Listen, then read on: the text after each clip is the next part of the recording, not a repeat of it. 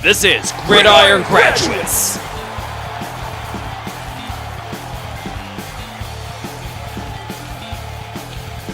Episode number 66.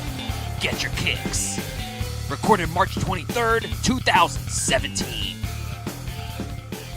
Welcome back to the Gridiron Graduates. Bill Rossetti, Ian Warden hitting you guys back up on another fine weekend here, or middle of the week. Coming off an exciting weekend for sure with the NCAA tournament and everything else going on. I know my bracket's certainly busted. How's yours doing, Ian? Mine's pretty bad. I only did one, and I did it, like the morning of, and I picked Kentucky, Nova, I think. I'd have to go back and look at the other ones, but I remember those two for sure. So I don't know. I guess Kentucky's still alive. I love them, yeah. But I mean, that's basically it. I did pick Kentucky winning it all, though. So I guess I had a chance of being sort of right. I tell you what, though, that's going to be a fun game coming up between them and UCLA. Could be the game of the Sweet 16. So yeah, I'm pretty excited to see that. It's been cool to see some of these pro prospects, and I haven't watched a ton of college basketball even throughout the tournament, but from what I've seen, it's been some good ones. Oh yeah, especially in that game, Fox against Ball. Yeah, this is a huge showdown. Yeah. Just saw, at the time of this recording, Gonzaga just knocked off West Virginia, so definitely nice to see the young pups there. And let's face it, Gonzaga's a high mid-major, I guess we can call them. They're definitely able to hang with the big boys. So nice to see them back in the Elite Eight. And here's hoping this is finally the year that they make it to the Final Four. But of course, we've got some football to talk about. A lot of good stuff going on. For one, it sounds like the Raiders are going to be on their way to Las Vegas.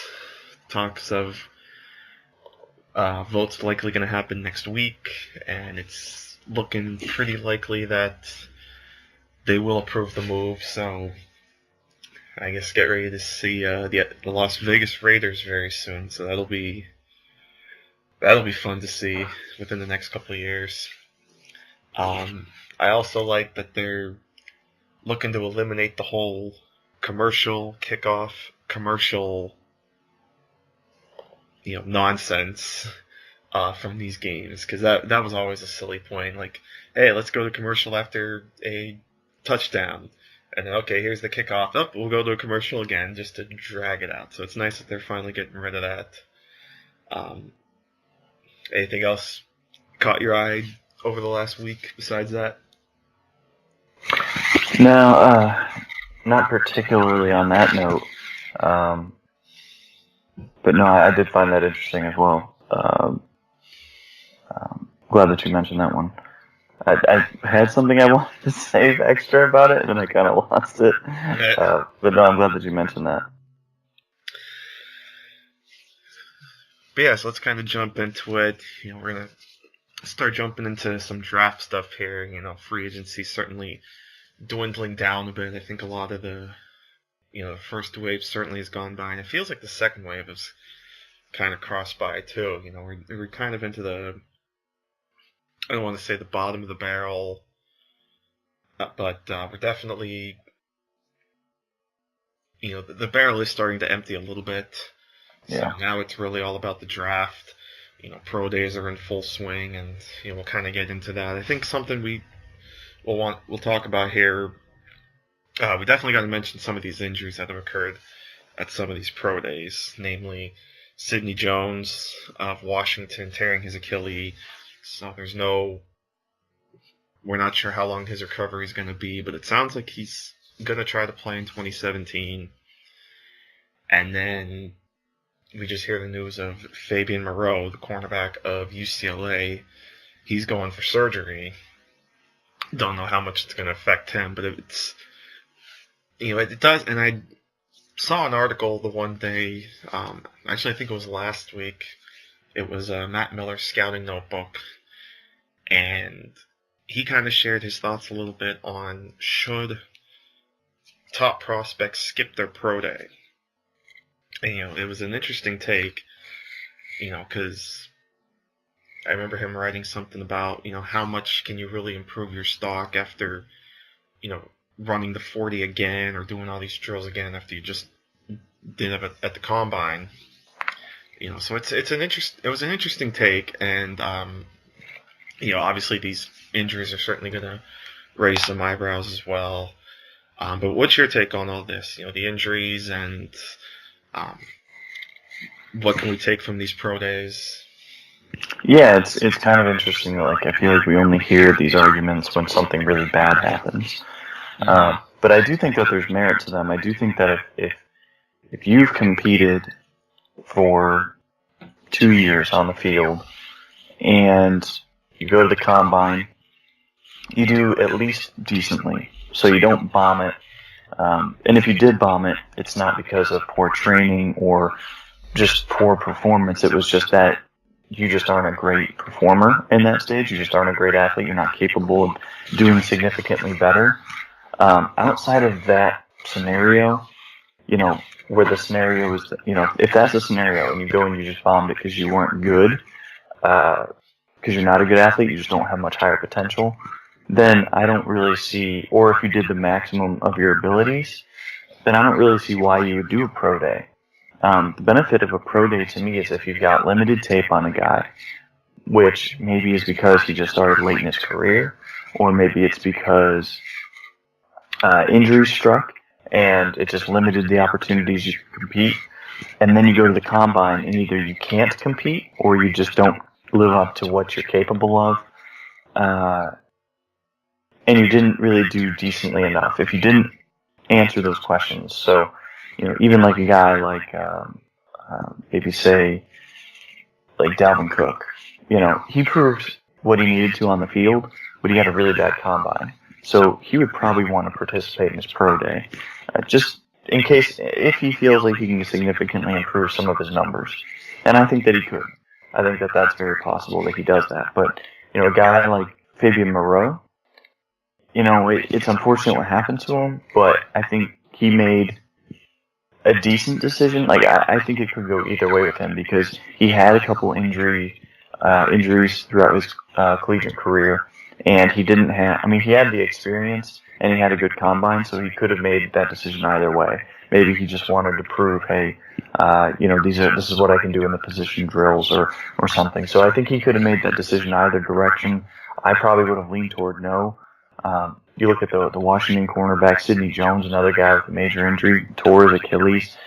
I don't think he should have performed, and I don't think prospects on that level need to perform. We saw that at the Wisconsin program, pro day. TJ Watt just sat on his numbers from the combine, and that I think is the right decision. There's nothing he could have done to improve his stock from what he did at the combine, and so I think he did like the position drills, which is, that's fine. I still, again though, you showed that already. You showed that at the combine. You already did those workouts. You've got a year of film out there. It's one thing if you have a year of film and you don't do well at the combine, but if you do really well at the combine, then it just is what it is. I would leave it where it's at, and I wouldn't risk it. It's just, at some point, I think that these prospects, and it's easy for me to say because I'm not involved in the process, but I think at some point these prospects kind of have to stand up to these teams, and we've seen it a little bit lately where Myles Garrett doesn't do like the short shuttle or the 3-cone at the combine. He's waiting for his pro day to do that. We also saw it last year. Laramie Tunsil didn't run the 40. It's like if you're a consensus first round pick, I really don't think that you need to do all the drills. Now it becomes an issue if you get guys that are fringe maybe picks, maybe like fringe day 2 picks. I think you need to do everything you can to help yourself if you can do a little bit better. And even just going out there and competing is going to help you. But for these guys that are really safely a top 40 pick or top 50 pick, which these two major injuries were to guys that are very safely top 50 picks, it even still may be top 50 picks, after the injuries, I don't think that they should work out. And it's just a matter of limiting the exposure to injury. You can get hurt at any point. You can get hurt right after the workout and have nothing to do with the injury or the pro day and the practices. But I still think we've seen it just a few times, and a few times is probably just too many. Brandon Thomas, even a couple of years ago, went to the 49ers out of Clemson. He was a fringe first-round guy, tore his ACL. He's never been the same since. And, that caused him to fall into the third round. And did he really need to do that pro day after he did the combine? No, I don't think so. So it's easy to sit back and say from this vantage point now, but I certainly am not a fan of these generally well-regarded players doing the pro day when they already have a year or two on film, at least, especially if they have 2 years or more, and they did decently at the combine. I just don't see the upside there. Actually, I'm kind of glad you mentioned Clemson because I kind of want to transition there a little bit too, because that's something else I want to bring up from Matt Miller's article from last week. He talked about Clemson's pro day, and so it kind of ties into what we were just talking about here too. With you kind of want to focus on like the lower players, not necessarily the high star players. He kind of goes into that with Clemson because obviously all eyes are on Deshaun Watson and Mike Williams. But there are other prospects there that they want to keep an eye on. He mentions Cordrea Tankersley, the corner, Jordan Leggett, the tight end, Carlos Watkins, Ben Boulware, Wayne Gallman. So it kind of ties in there. So we'll might as well touch on that too. Some of the prospects from there. Especially the lower guys. I know there seems to be a lot of love, at least on draft Twitter, on Tankersley. Mm-hmm. Watkins seems like a good prospect. Boulware seems very polarizing. I thought he looked okay at the Senior Bowl, but it seems like there's a lot knocking him. I guess it's his size, speed, whatever it is. When you look at this Clemson team, or at least the players coming out of Clemson, what are you looking at here? At least in terms of, the guys not named Watson and Williams. Yeah. So they like you said, they've got a lot of talent there. Outside of Watson and Williams, who I think are both going to be first-round players, I think Cordrea Tankersley is a guy that your team, the Philadelphia Eagles, need to be paying close attention to. In my What I Would Do mock draft that I just released tonight, it's on my site, draftcentric.weebly.com.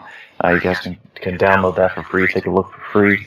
It's also got 10 evaluations in there.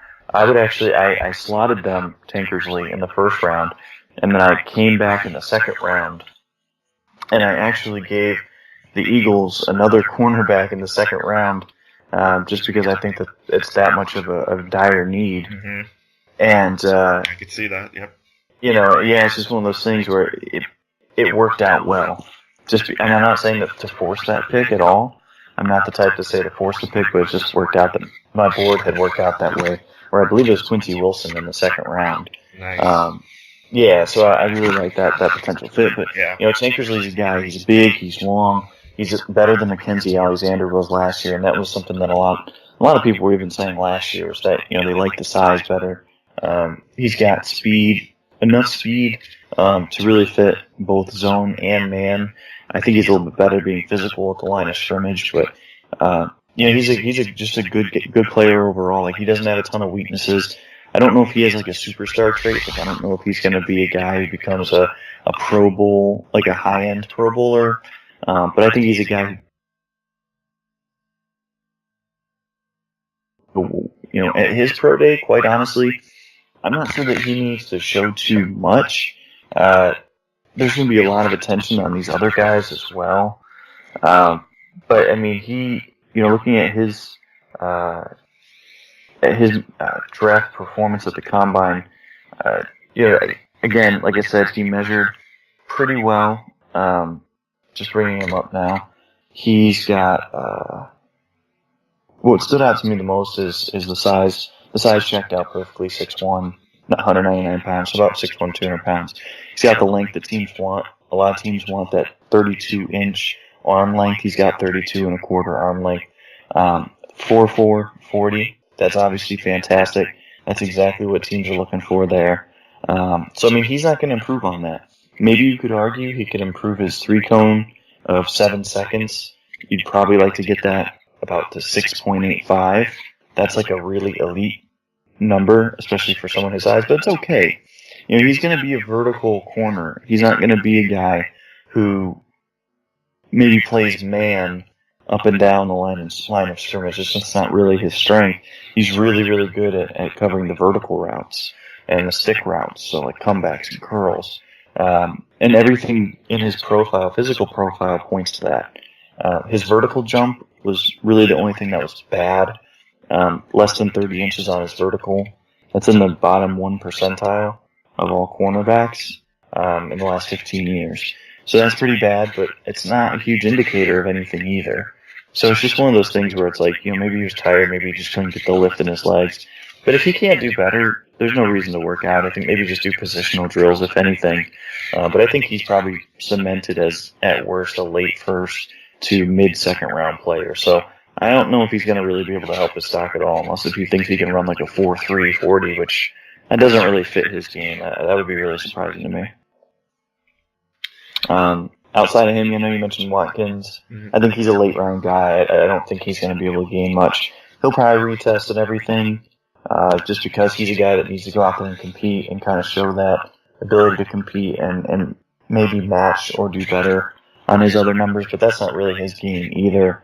And then Ben Boulware, that's a good number to mention, or good guy to mention, because when you look at the numbers on him statistically, he was obviously fantastic last year, and throughout his career at Clemson. I like him as a late round guy, as a backup special teamer. He's obviously a leader on any defense that he steps into, and he's a great effort player, and he's a very smart player. He's got some quickness to him as well, but he's just a very limited athlete outside of that, and he has to win really pre-snap. He's not going to be a guy who wins by making up for you know, any type of misreads or missteps on his own part. He's not a great technical linebacker as far as working offensive linemen and beating them to their spot. And even when he doesn't beat them to their spot, he doesn't overcome that disability with kind of like great technique. He's just kind of a guy that wins with his head, and has just enough physically to do it.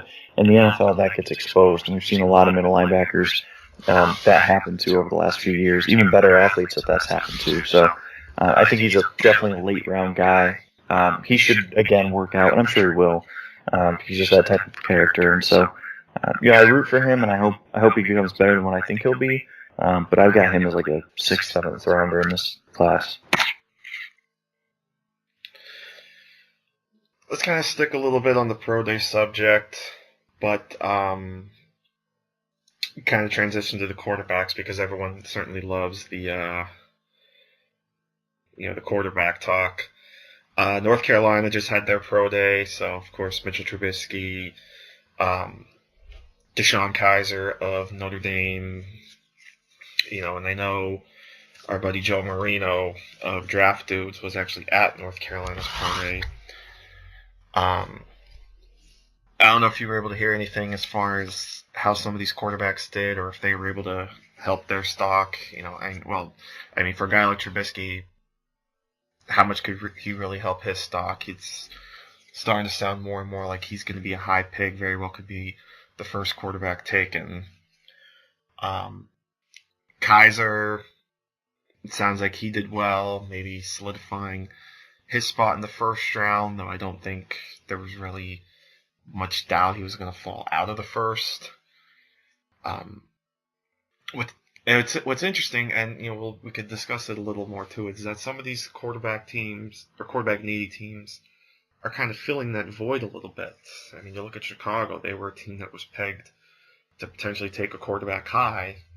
Well, now they go and just sign Mark Sanchez. So now even Adam Schefter doesn't feel that they're going to take a quarterback high now that they've already got 4 quarterbacks on their roster, including a bunch of young guys.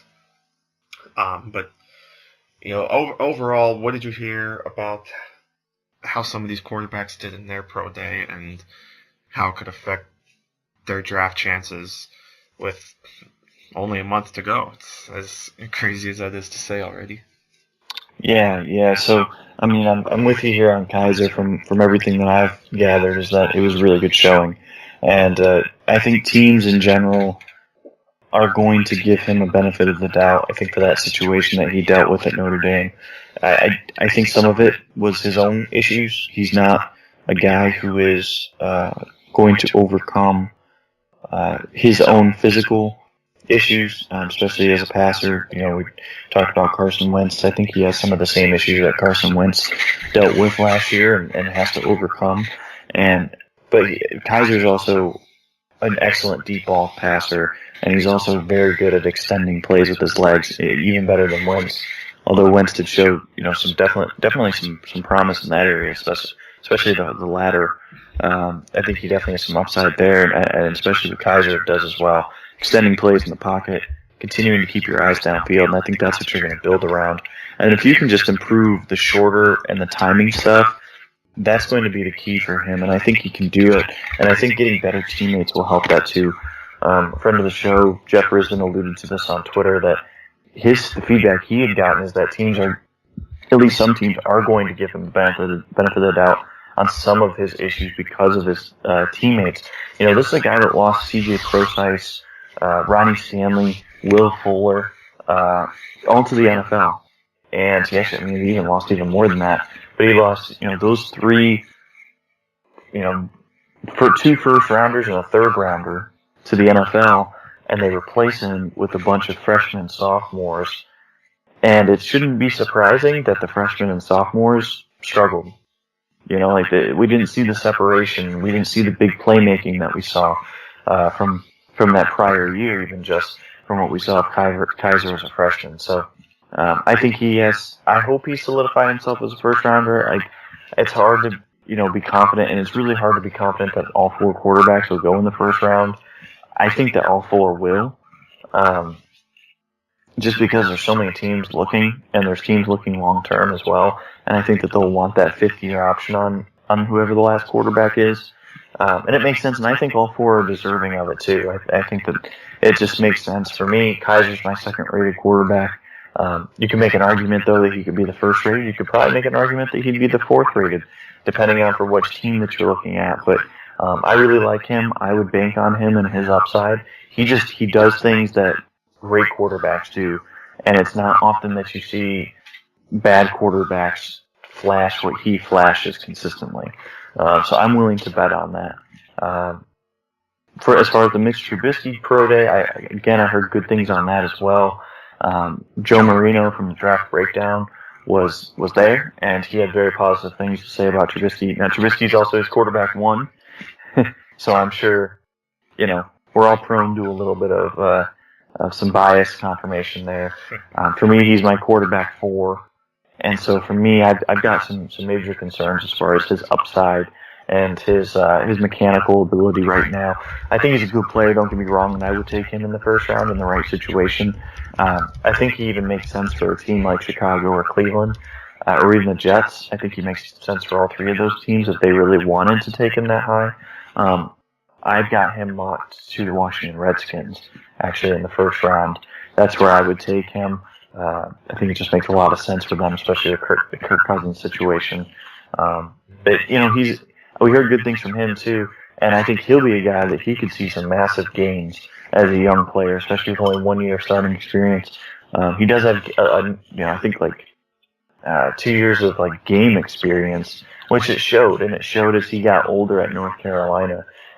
His progression from the start of the season to the end of the season is fairly significant, and that's not saying he was perfect because he wasn't, but we saw growth. We saw a guy become more comfortable in his role and become more of a playmaker.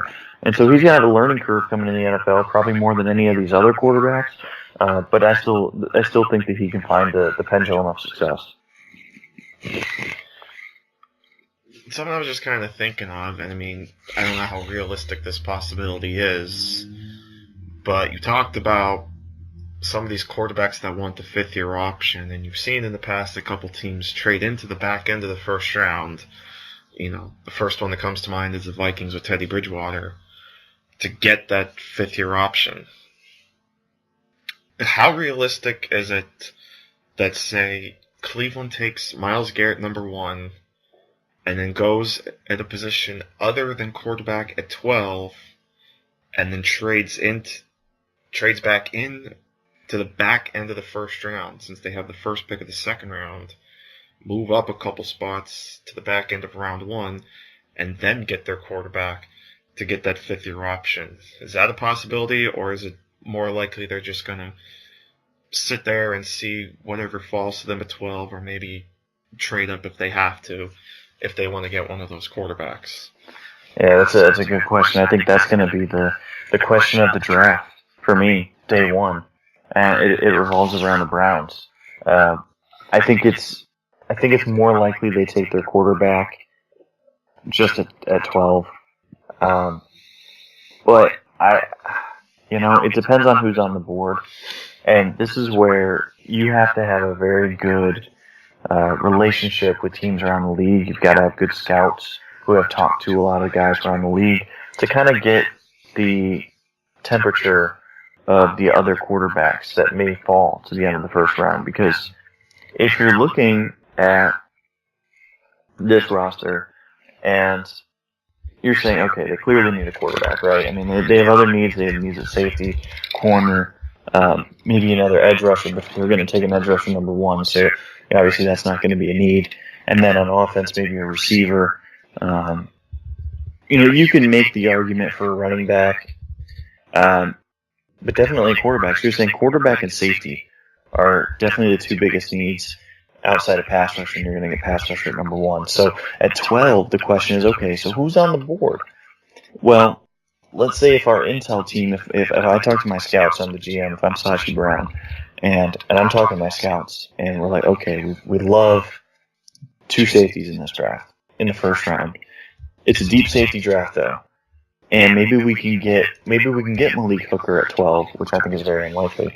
But maybe it's almost very likely we can get Jamal Adams at 12. So would we rather have Jamal Adams at 12 and then trade up for a quarterback, because my scouts are saying, hey, there's a chance Kaiser or Mahomes or Watson falls to maybe the mid-20s, and we can move up from 33 and use that other second-round pick and maybe a fourth-round pick to move up and jump like Kansas City and some of these other teams that may be looking at those quarterbacks there in the mid-20s.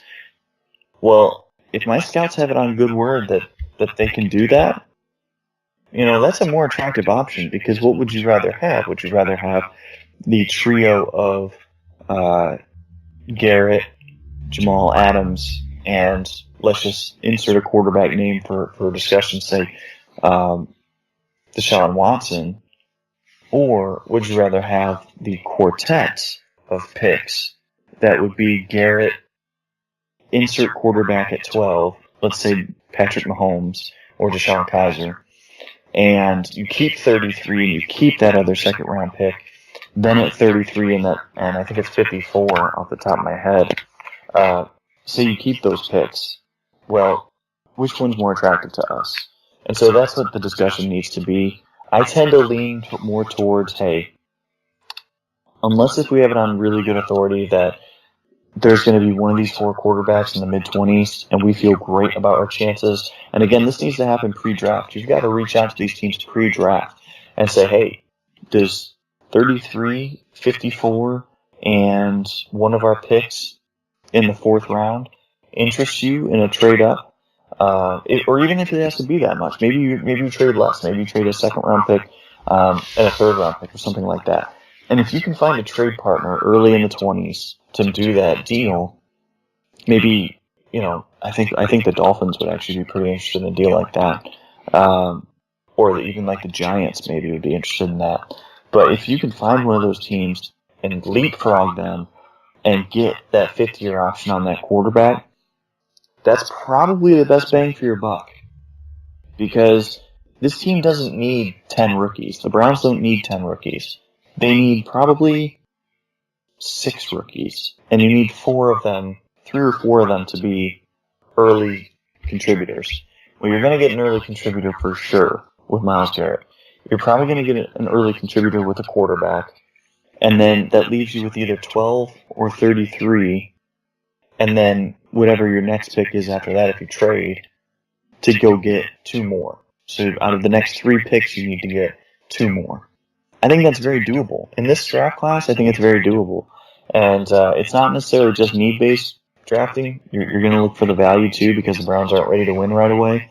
But you can kind of make those moves if there's a guy falling and take advantage of that. But the Browns are in a good situation, but that's a great draft conundrum.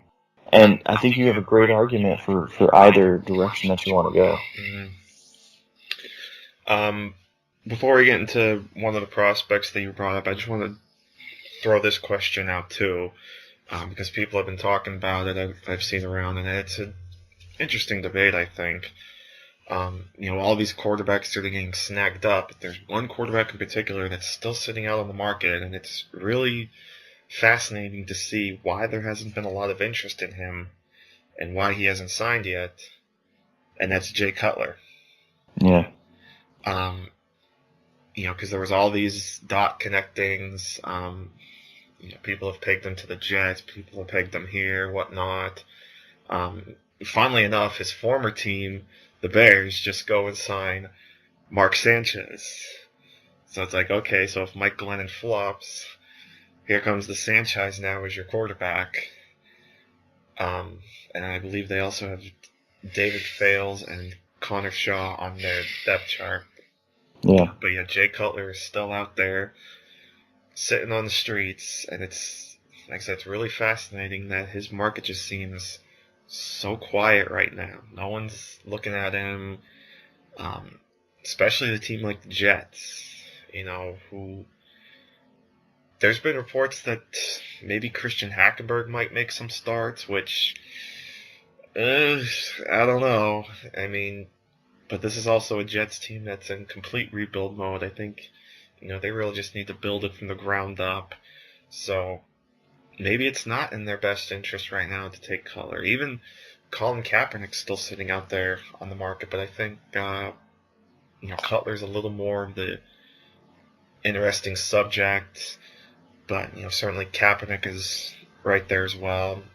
Yeah. And, the Jets, again, have been kind of pegged at times to Kaepernick as well. So it'll be interesting to see, when these two, because I'm sure both of them will get signed at some point. Oh, yeah. May not be right away. May not be till training camp. But at some point, I think someone's going to take a stab on these guys.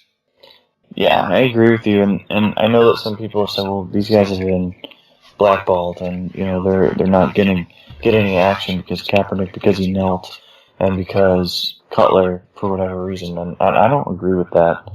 I actually don't, and I think that it's smart for both of these players to kind of wait it out. And I'm a little bit surprised as well with you that Cutler hasn't gotten more interest from the Jets. He was a guy that even I had heard and linked them to that was kind of the expectations that he would eventually land there. And maybe he does still, by the way. I don't think that that's ruled out. They didn't pay that much money for the guys that they have. Like, they still have one of the cheapest quarterback rooms in the NFL. And now I'll say this though, they have to decide which direction they want to go. If they're going to leave Tom Bowles as a lame duck head coach, then they're going to probably keep the quarterback room the same as what it is currently. Because he's not going to win with Christian Hackenberg, Josh McCown, Bryce Petty. That's a tank roster. Yep. That's a roster that you're, like you said, you are very willfully rebuilding and in the midst of a rebuild. And that's okay if that's your choice. However, it leaves your coach in a tough position. I don't think that your coach is going to withstand that and be able to survive that type of quarterback situation. Right. So, I think it's still possible that Cutler can go there, but they just have to decide. And maybe they're just waiting for the draft, too. And that's another thing that the players may be deciding. teams should definitely be interested in both Cutler and Kaepernick. Cutler was coming off a major injury. He's older, and he's never been particularly consistent or that good. I'm not a big fan of his, but he's still an upgrade on some of these guys slated to start next year. Mm-hmm. And he's certainly too good. He's probably too good to be a backup. But in the right situations, I think it would make sense for him to be a backup. And I wouldn't be shocked if he ends up taking a backup deal. I'd predict that he's going to end up getting a starting job, or at least competing for a starting job. And then his talent will just help him win out as long as he's healthy. And same for Kaepernick, by the way. I think Kaepernick will get that as well, unless if he just really wants to go somewhere and be a backup, which I don't think. He deserves to be a starter. He's a top 32 NFL starter at the position. So, but I think that the quarterback depth in this class is hurting them. And I think the Tony Romo situation is actually hurting them more than anything. Two of the biggest suitors for both of those guys are waiting on the Tony Romo situation to play out. Mm-hmm. So, and you could argue that Dallas also is a team that could be waiting on that situation to sign one of these guys. Who would be a better replacement for Tony Romo as a backup than Jay Cutler? For Dak. Yeah, I mean, definitely. Or even Kaepernick. You can make an argument that Kaepernick would be a good replacement. Absolutely. If Dak goes down, you're paying almost nothing to that position once you dump the Romo contract. So adding a guy like that, if those other guys can't go anywhere else, you can see the attraction. If Dak goes down, one of those guys would be a fantastic backup. Mm-hmm. So I think once the Romo deal happens, which I still think he ends up in Houston instead of Denver, I think we'll see Denver make a move on one of the veterans, and then I think we'll see Dallas or one of these other teams that are maybe looking for a fringe starter or a guy to compete with, maybe make a move on the other guys, because the markets will change for each of these players. Or if an injury happens, like Sam Bradford, maybe Cutler's just good with just hanging out and seeing, hey, maybe someone gets hurt, I can step in, make $20 million this year, and just be a stopgap.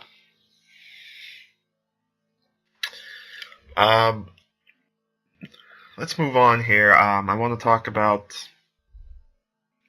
We discussed before we got on the air. Here comes some of the stuff we were going to talk about, and Ian mentioned Charles Harris, so I want to talk about him a little bit.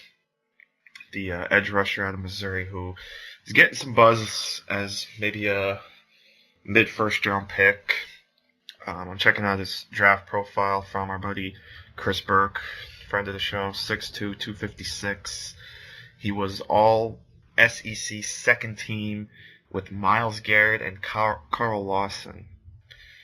That tells you right there how stacked the SEC was. Yeah. A guy like Myles Garrett was second team. Yeah.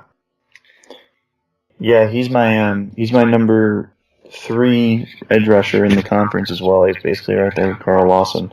I'm a big fan of him though. He had a great pro day. Well, maybe not great, but he had a much improved pro day in what he participated in. So if we look at the combine performance, this was definitely a much maligned combine performance. I was expecting really good numbers, and I think that most people were as well, because you watch his tape. First half of the year, he's under one defensive line coach, and the edict is for him to be a run stopper. Read the guard and the tackle, play the run first, let those linebackers feast. He didn't do great in that role. And in fairness to him, he did okay, but you're not going to create a lot of pressure when that's your role. Unless if you're just like a monster. And he's not that type of player. And that's okay. But it's also notable to say that when they switched back to what we saw in 2015, he actually was fantastic. And you saw a great burst off the line. You saw speed. You saw the ability to bend through contact, show flexibility, upper body and lower body wise, withstand that hit and be able to keep his distance from the blocker and finish plays. And 9.5 sacks is a really good season. And I love some of his tape. Some of his tape I don't. I don't think he's a great run defender. He doesn't have a great counter move. But his initial moves and his variety of pass rush moves is as deep as anyone in this class is. And so I expected an above-average combine from him, and if he would have put up a big combine, he probably would have been a top 10 player overall on my board. That's kind of what I was hoping for with him. I was expecting good, but I was hoping for great. He gave us bad. And so that made me go back and look at the tape again. I did see some issues. And, you know, some of it is you give the guys benefit of the doubt until they give you a reason to not give them the benefit of the doubt. And that's basically what happened at the Combine. But at his pro day, he improved specifically his three-cone massively. So his three-cone time, and this matters. Edge players, it matters. You have to be a good athlete at edge, I think, to be considered, you know, a high draft pick. You can be a good player without being a great athlete, but it's uncommon, and there's only a handful that don't really apply in that situation. So his three-cone, 7.47 seconds, very below average, 14th percentile amongst all edge players in the last 15 years. Not good. Not good. Pro Day, 7.07 seconds is the unofficial time. That's much improved. I mean, that's a dramatic improvement. I said 14th percentile earlier for his combine time. Let's say 81 percentile. So he's better than 81% of all edge players in the last 15 years.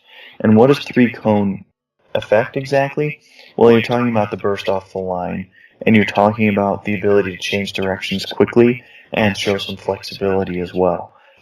Especially the hip flexibility, that's a big thing for edge rushers, because you've got to be able to take that contact and not lose your balance and not lose your speed throughout that contact. And so that's exactly what it helps show you. It's not 100%, but it shows you those things and shows you the capabilities. That's more of the guy that we saw, or at least that I saw on tape, and it helped confirm to me and say, okay, I'm going to keep him graded as like a high second round pick, which to me means projected quality starter. Again, I didn't see the freak athleticism to me that you need to have to be a first round player, but I'm still a big fan of his. And this is exactly the use of a pro day where he didn't rerun his 40. His 40 was fine. 4.82. It's not great, but it's fine. On vertical jump, he actually did improve by 5.5 inches, which is great. But you know, he didn't really improve much else, and that's okay. That's okay. He didn't have to do that, but he showed that he is basically an average athlete, and I think that's going to mean big things for him. You know, kind of like we've seen with other Missouri pass rushers. Shane Ray's been good in limited snaps. Marcus Golden, his former teammate, has been fantastic in his snaps for Arizona. And then obviously we know Alden Smith, who was a good athlete, an above average athlete probably. When he's on the field, he's a fantastic player. So, you know, I think he's going to fit in nicely, but that's basically how you want to use these pro days to see if they can improve upon where they struggled at the Combine. Good stuff. As far as like potential team fits, you know, what kind of schemes or potential teams do you think kind of best fit what Harris does? Yeah, I mean, this is a thing where for me, I prioritize pass rushers. Mm-hmm. I want a lot of pass rushers on my team. I want 3 or 4 pass rushers on my team. So I don't have a problem taking guys that are pass rushers that maybe you wouldn't consider to be a big need. Yeah, so I'm looking at Harris. I'm probably not taking him as high as 6 or 4, which would be the Jaguars and Jets. I think that's a little too rich. In my original evaluation, I would have been okay with it. Then the Combine came. He wasn't an elite athlete, and I said, okay, so now he's more of like a mid to late first round guy. So now I'm looking at, you know, the Eagles or the Colts right there in the middle of the first round. Mm-hmm. I think would be very good fits for him if those teams wanted to. I don't think the Eagles can afford to take him. I think they just have other needs. And there's going to be some value later in the draft that I think they're able to take advantage of. But as far as a fit, he fits them. The Colts, I think, would definitely love Charles Harris. But again, though, they've got a lot of other needs. They could go cornerback. They could go offensive line. They could go running back. and you could justify any of those picks. They can reasonably take any of those guys. Even defensive line, they could add another defensive lineman. The Dolphins in the early 20s, I think, would be a fantastic fit. And then the Saints, the New Orleans Saints, both at 11 and at 32. The Packers, you could say the Packers too. So there's a lot of teams. Baltimore, heck, I could throw in Baltimore as well. Baltimore at 16 would be a fantastic fit for them, for Charles Harris as an edge rusher. Just be a situational pass rusher early in his career as he continues to improve his run defense and his arsenal of moves. So he's got a good dozen teams that he could fit in the first round alone, and he could be a really good value. 4-3, 3-4, it doesn't matter with him. He's got experience in both.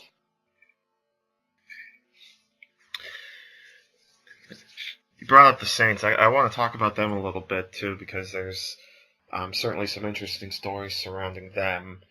The story that we just heard about today, apparently they have a little bit of interest in one Johnny Manziel, which would be very interesting to say the least if they would actually go after Manziel. I don't know how fluid or how much juice there is to that, but that would certainly be something if they actually went through and brought him in. Certainly they don't have much as far as backup quarterbacks behind Drew Brees, and they are going to have to start looking quarterback in the future. Now, not obviously Manziel's not that guy, but maybe as like a backup developmental guy could be interesting.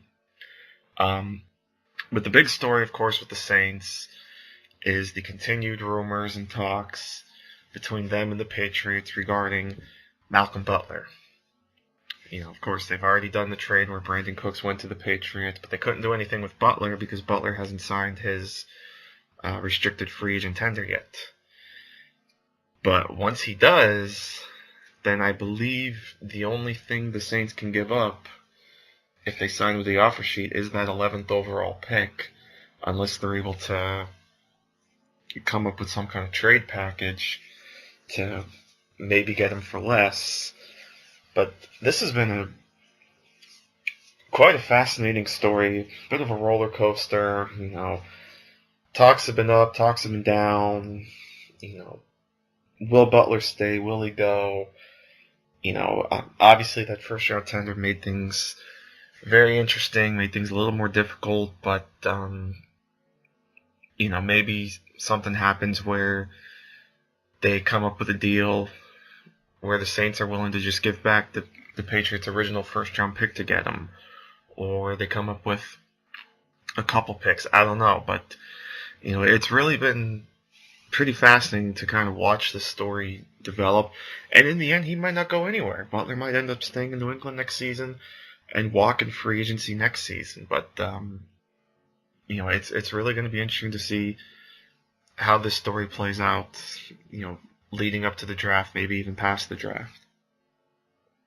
Yeah, it was shocking when they signed Stephon Gilmore to that big money deal. Yep. And, I'm not at all surprised that it came out shortly after that, that Butler was miffed about it, because apparently, and I think this might have been Ian Rappaport that reported it, saying that, the Patriots had told him that they weren't going to pay a cornerback huge money this offseason.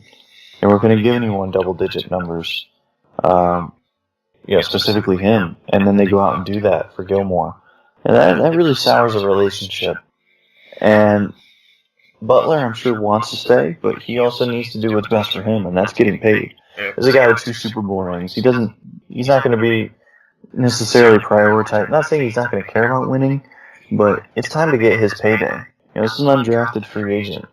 It's not like he's won going a to Super Bowl for the Patriots. Yeah, exactly. And so for them to repay his play by paying a different cornerback from outside the building, that's really a surprising move, and I think that it really could ruin any type of chance he comes back. Now, I'm not saying it will, but it certainly could, and understandably so. It's pretty disrespectful, to be honest. And so looking at the Saints obviously it makes sense why they would want him. I wouldn't give up that first round pick though that they acquired from New England. As good as Butler is, I'm probably fine just using that 32nd pick or that 11 pick on a corner and paying a lot less for the guy than what you're going to pay for. Again, you're giving up a first round pick and you're paying a massive contract. Even if they give up now, if they can give up a second round pick, maybe that makes a lot more sense. From New England's standpoint, you can't really take less than a second. Because if you keep Butler and then you allow him to leave in free agency next year, you get a third round comp pick most likely, depending on who they sign next offseason. Chances are they wouldn't sign anyone big enough to offset that. And at that point, the next year they'd get a third round pick. So you really got to get that currency quickly, or else it's better to just get the year from Butler, or just get the year from Butler and then franchise tag him. And, again, that works out too, because you're still going to get the comp pick eventually. So the Patriots are in a position of power and leverage, as usual. And, if I'm them, unless if I can get 32 back, I would keep him. And if I'm the Saints, I don't give him back 32. And I definitely don't give up 11. So, there's the conundrum right there. Absolutely. So it'll definitely be fun to watch in the next couple of weeks to see if something does happen or if it just kind of dies out and he enters a contract year with the Patriots. So with that, I think we'll wrap it up here. I think that was a lot of good stuff there. A lot of stuff for you guys to digest. Anything else you want to throw out quick? I don't think so. The draft guide is done. It will definitely be out April 1st. And, I've got a little sampler out on my site. I sent it out on Twitter. I'm going to keep blasting it out. So if you're on the edge, if you're not really sure, if you want to buy it, if you want more information, definitely check out either my Twitter feed or draftcentric.weebly.com, and you'll be able to find that there and download it. Just to kind of give you a taste of what to expect, and it's much bigger and better for the full thing. Bill's going to get an advanced copy here soon, as well as some other media folks. So I'm sure we're going to get that hype train rolling, and I'm excited to share it. There's a lot of work, and I'm glad to be done with it. Outside of that, at Bleacher Report, we're going to have draft preview articles for each team, where I wrote the cornerback articles for the NFC teams, and then I'll be doing a couple of draft articles with them through draft weekend. So it's a busy time of the year, but it's a great thing. Nice. And I'll tell you what, guys, I'm looking at the sample guide right now, and it looks beautiful. Ian did a fantastic job. He's got his mock here, what he would do.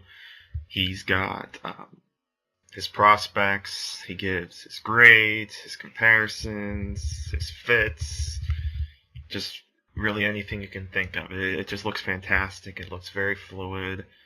So I'm very excited to check this out. And also, I think this is really cool what Ian's doing.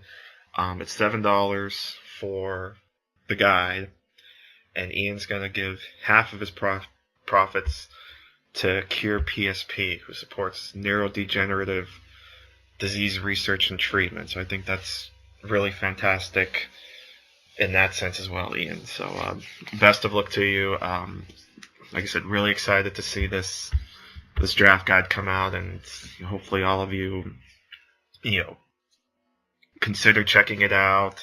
There's definitely a lot of options out there, but I think Ian's definitely warrants consideration and a look-see. So great stuff, Ian. Good for you, man. Thanks, man. Appreciate it. So with that, I think we'll wrap things up here. We'll catch you next week. Again, thanks as always for checking us out.